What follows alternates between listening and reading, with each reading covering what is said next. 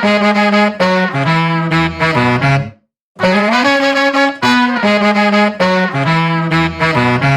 everyone, Neil Patel here. Thank you for downloading the latest episode of the Indian Startup Show. So 3.8 billion videos are being consumed in India every month. Amazing stuff. So my guest today is Prashanto Das. He is the co-founder of Ping Networks. Ping is India's largest studio multi-channel network that creates original, engaging video content across genres of food, music, entertainment, lifestyle and gaming. So in this episode we talk about how he got started, his very own Jerry Maguire moment, life as a hardcore creative, what first-time founders should be focusing on, the most surprising thing he's learned about his crazy rollercoaster journey so far. We also talk about work-life balance, challenges, talk about his leadership style, tips on negotiation, advice on dealing with setbacks, his favourite TV shows, and how you can start your own YouTube channel, and much, much more. So please enjoy the show. Thank you. Hello, Prashanto. Thanks for coming on the show today. Much appreciated. Thank you so much, Neil, for having me over. Much appreciated to be on the show. Okay. Tell me a little bit about yourself and what you're doing, please. Sounds interesting. A little bit about me. I'm a hardcore creative guy, and over the past few years, I have developed what my mentors and my peers call a very strong left brain. So I think I'm creatively inclined, and but I go with numbers. I look at data, and that's what drives me. I love scaling things and businesses, especially media brands. That's my specialty. I launch and I scale. Excellent. And what are you actually building at the moment, please?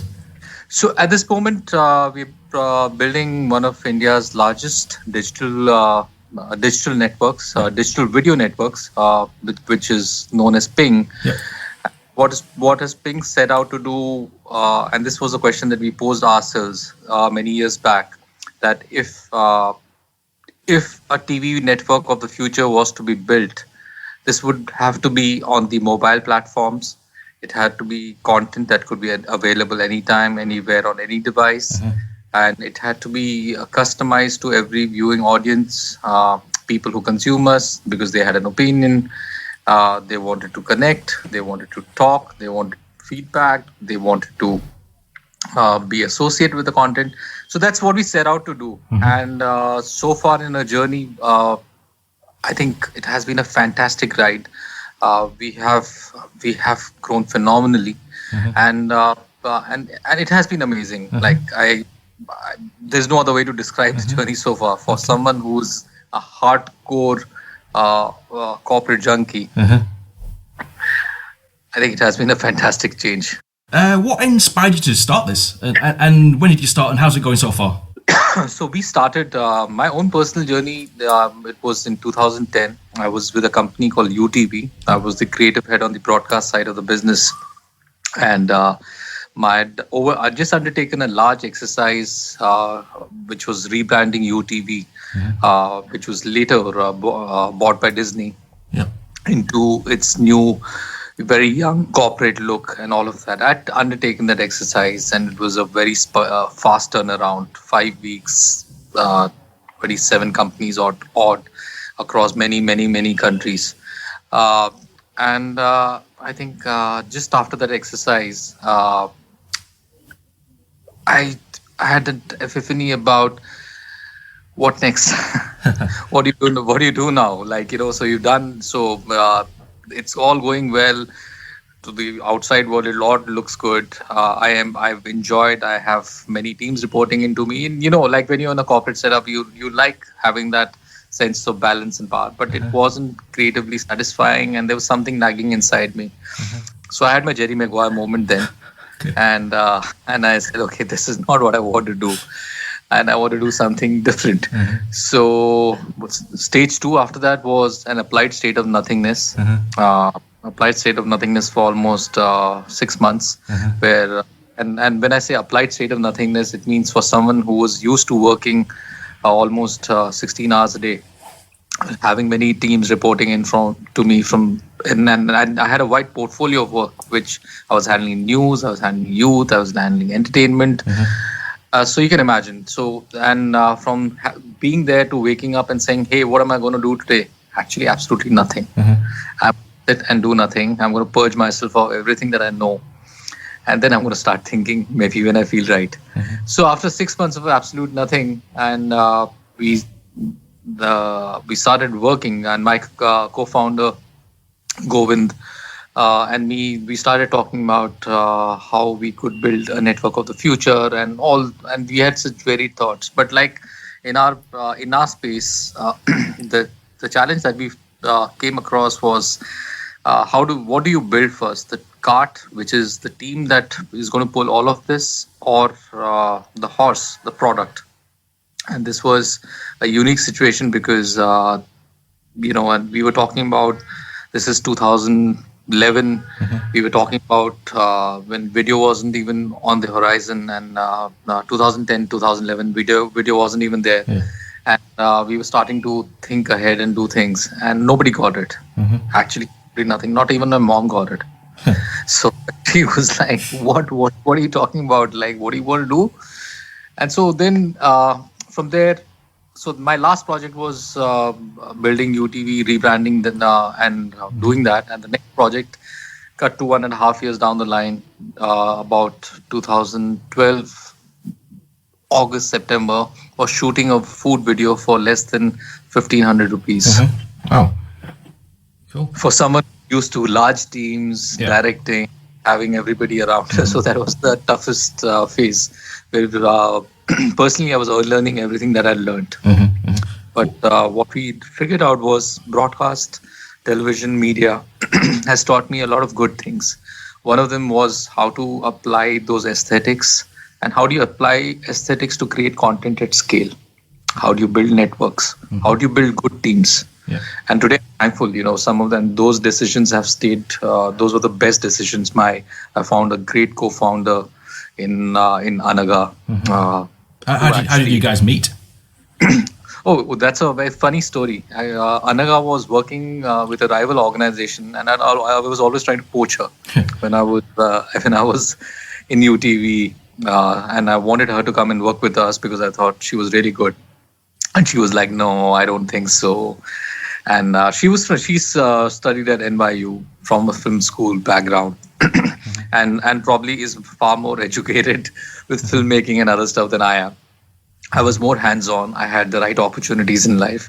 I made some opportunities. I've rebranded. I branded or started one of India's most premier channels, Times Now. That now logo branding is my baby. And so I've done all of that, and she was there, and she would never work. But then when I had this thought of Ping, I sat her down and I said, "Look, this is the thought. Do you want to come over?" And she said, "Okay, done."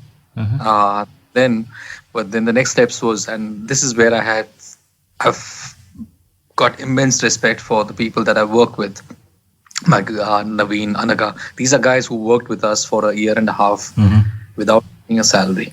Excellent. So how's it going so far? Can you share some stats in terms of like shows, views, downloads? Are you making revenue, etc.? Yeah. So absolutely. So right now we started off with a food network in 2012. We launched in December 2012, early January 2013. That was the first YouTube channel that we launched. Today we have over 2,000 channels. We put out 5 videos in the month of January 2013. Today we have a network with over 500,000 videos. We do about 45 million hours of watch time. And we have a subscriber base of almost 15.5 million subs across. And we are on almost 400, 500 talent creators making video content. So we work with them to build what we are known as a Google MCN network. Other than that, we are working with a lot of brands. Because now every brand is trying to understand how to foray into the video space and how to start telling compelling stories, which are relevant and which are going to be consumed by their audiences. Excellent. So you mentioned talent creators. I mean, how do you go about finding talent creators? What is it you look for? Oh yeah, this is exactly how you were a baseball coach 30 years back, and you would go around traveling by buses, go find people and do all of that. And this is exactly what Anaga, who specializes in talent, does, and I do on the international level. So it's nothing. It's hard. You do it the hard way. You reach out. You find somebody. You look at the potential, and this is where our background in broadcast comes in, because that has taught us to say, okay, this is something that can really happen. It can really grow. Uh-huh. You work with the talent and you tell them about how to do some things differently, but please understand, this is a medium where there are no rights, there are no wrongs, everything is a right. Most talent and most creators actually know what they're doing, and all we can do is to empower them or to help them on their journey and allow them to become faster, allow them to become a little bigger, a little faster. What was the reaction of the work colleagues and family when you told them you were quitting to start this startup? No, don't think there was, the startup was yet there. When I quit, it was just like, I think I've had too much of what I was doing. Okay. Please understand, I'd built one of India's largest news channels. The Times Now was number one then. Yeah. I just quit that. I'd come to UTV, launched the business news channel, and then gone on to build a network of almost 11, 12 channels, and then replanted UTV. So I was exhausted in many ways. And creatively, I couldn't find a direction to go towards. See, the other thing that I realized was whatever I had to do now next was in a creative / business role. It's good to know that I'm creatively inclined, but it has to be relevant to the business. Thankfully, even at times, and even at thanks to great mentors like Sunil Lulla, who was my CEO there. And then at UTV, I was given the opportunity of creating teams that could also sustain themselves by by generating revenue. So somewhere along the line, I probably got an understanding of how business works, and it's just not about doing good creative work, but also making it sustainable and scalable. And finally, businesses are all about. It is about earning money. It is about the bottom line. It is about profits. We are responsible to our stakeholders, including employees, our shareholders, and and then to ourselves too. And so it is very critical that somewhere that understanding comes in. So I think being an entrepreneur, it has been a tough journey, but it has been very fruitful to say the least. It seems that many startups do fail within a year, but you're still going. Why do you think that is? So I think we've been very frugal in our approach. I did mention earlier that we didn't. So we put all our hard-earned savings into this venture. So I think it is about courage. It is about resilience. We were very clear that this had to be a model which had to work at a very frugal level. And this is where I think startups need to also understand that raising money is good, but raising money to do what? And I think that question has to be answered, because if you're just raising money because everybody else is raising money, doesn't make great sense. But if there's a clear plan, if there's a clear thought, and you have to first prove it to yourself that you can do this, before. And that is a responsibility that we took upon ourselves, saying that whatever happens, let's try and build a model where we earn our way to the top rather than burn our way to the top. How big do you want to go with this then? I think we would, if all things go well, we would be amongst the largest in the world. And if, like I said, if we are building lots of content, we are building a great network, and the sky is the limit. I think this space is only evolving now. If you go back in history, and I take Indian broadcast as an example, if 2000 is where all the Indian TV channels started emerging in the year 2000, we are still in 1996. Means that cable TV, Star TV, a couple of others have just entered the Indian business space, and it's still 3 to 4 years before all things start to scale. Okay. I mean, you seem to work very hard. I mean, do you have like a work-life balance, or no? Is it just 24/7? No. No, I think as an entrepreneur, you have to admit that you've got to take a call saying that yes, it is a 24/7 job. It is hands-on, and it is about passion. So please understand, we work across 6 different time zones with creators right down from Australia down to the West Coast in the US. So there are different creators getting up, waking up, connecting with us at different points of time. But having now grown to a stage, we put in some great teams who are doing some fantastic work. There is a work-life balance now. And So I've gone back first. Now I travel a lot. I like meeting people. I like meeting creators, getting a sense of the business from the ground. So you mentioned you manage quite a few teams. What's your leadership style like, and has it changed over the years? So I think from somebody who was seen as a creative powerhouse, having the biggest ideas, to now saying, okay, I'm more of an enabler. I may not have all the best ideas, but what I am skilling myself in is to understand how quickly can we recognize a good idea and how quickly can we run with that, and how quickly can we solve problems and get them off the table. So it's more like immerse yourself, enable the teams, because that's, I think we've hired some great people who are, personally, I think my co-founders are much better than I am in a lot of things, in a lot of the things that I do. And that's precisely why it allows me to learn and grow with them. Excellent. And what would you say is like the hardest part about building this business? You know, what takes up most of your time? What takes most of the time is, again, it is about putting in processes and systems in place. It is the hard work. It lies in, I think it has been about convincing people about why they need to do this. This has been the toughest one, convincing. Like, it is about going back and convincing our creators, convincing our advertising partners, convincing, I think everything has been a set of negotiations every day, every stage. It has been interesting that way. But I think we love the scale at what we are playing right now. Can you give our listeners some tips on or advice on how to negotiate? I think you have to create a win-win. You have to create a win-win. You have to understand what the pain points are. You have to quickly address them. I use a very simple 3-meeting style, where first meeting I get to understand what the issue is, second meeting I propose some ideas, and third meeting I'm looking to close. So I think time you have to, every entrepreneur has to respect time. Time is one commodity that they don't have, like it's not growing out there, and you have to understand how quickly can you move to solutions. If you keep pondering over it, I don't think you'll get there. And how do you deal with like the rejection side of things? You know, you've pitched something, they reject it. How do you deal with that?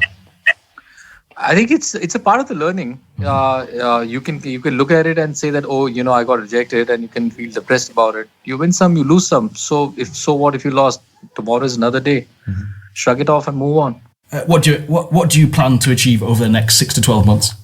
6 to 12 months. I think we are on the path to growing our network, and we'll stick to that. More and more new platforms are emerging.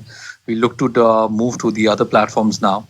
We're looking to create more value for our creators, with more advertisers now looking to jump in and tell better stories, content. I think the space is opening up a lot, and the opportunities are going to grow for everyone. So our focus is on building a robust business, building the right processes, scaling this and growing this to, again, numbers that we never imagined before. What's been the personal highlight so far at Ping? Personal highlight has been to build a business, to build this business, to see it grow, to build a great team. Absolutely see the people that you invested your own time and effort in, and seeing them grow. And I think it is, as we say, it is quite pinging right now. And you mentioned the journey before. What's the most surprising thing about your journey so far? Anything that surprised you so far? My resilience. Okay. I didn't know I had the patience and the resilience to go through this or put my mind to this. I'm pretty surprised. I'm pretty surprised at that. Yeah, it is a nice surprise, and I don't think I've gone past that yet. Cool. You mentioned Jerry Maguire before. What was that particular moment? Can you share that story? So what was that particular moment? I just finished this. Massive exercise, Yeah. and I was creatively exhausted, and like I think I was doing far too many things, and that was the learning. I was doing too many things, and I was doing nothing. And that's one thing that's stayed with us, and then stayed with me as a personal learning too. That when you do too many things, you're doing nothing. Okay. So you have to have the ability to start saying no to a lot of things that you want to do, and start focusing only on that one or two things that you really want to focus on. Okay. So what are you working on right now then? Anything interesting, exciting?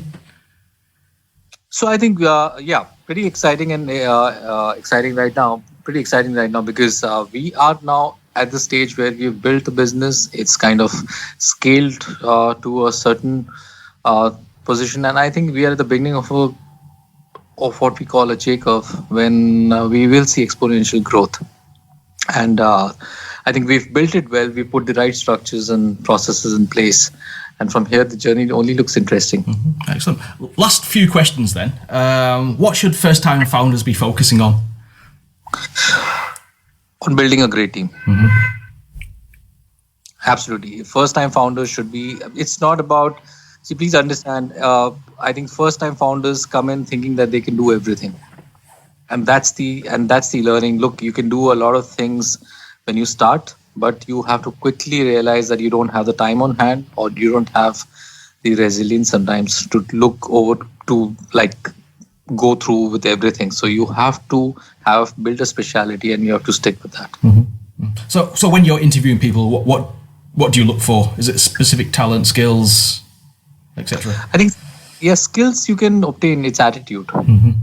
It's attitude. I think attitude. See, we are in a state of disruption right now. What we had learned 10 years back is maybe not so relevant now. So all of us are constantly reskilling ourselves. So is this person going to reskill? Will he adapt to change?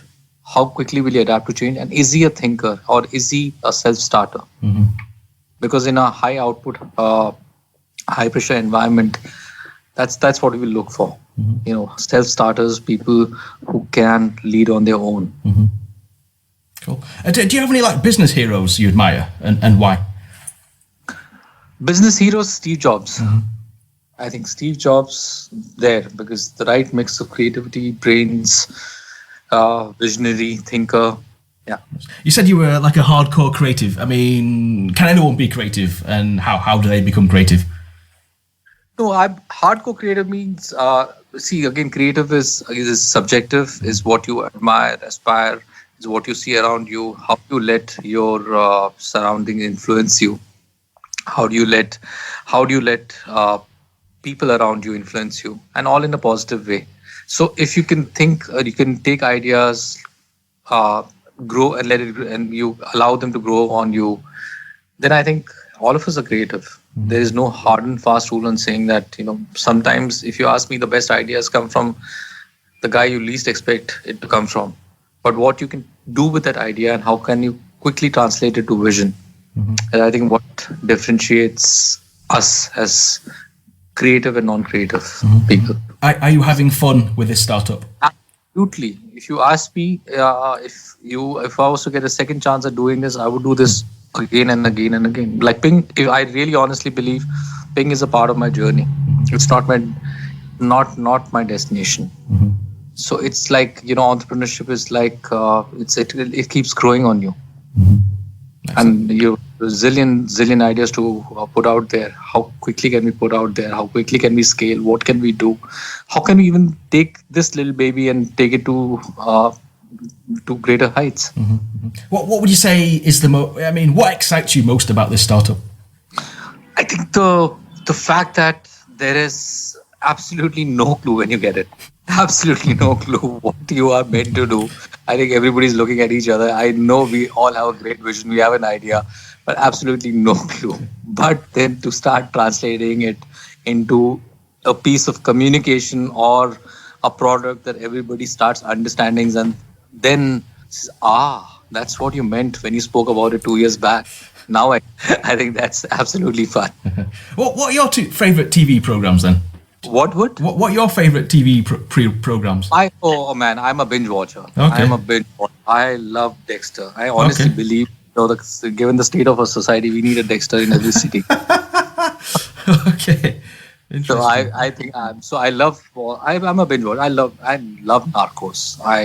You give me a good story, and I keep watching it for hours.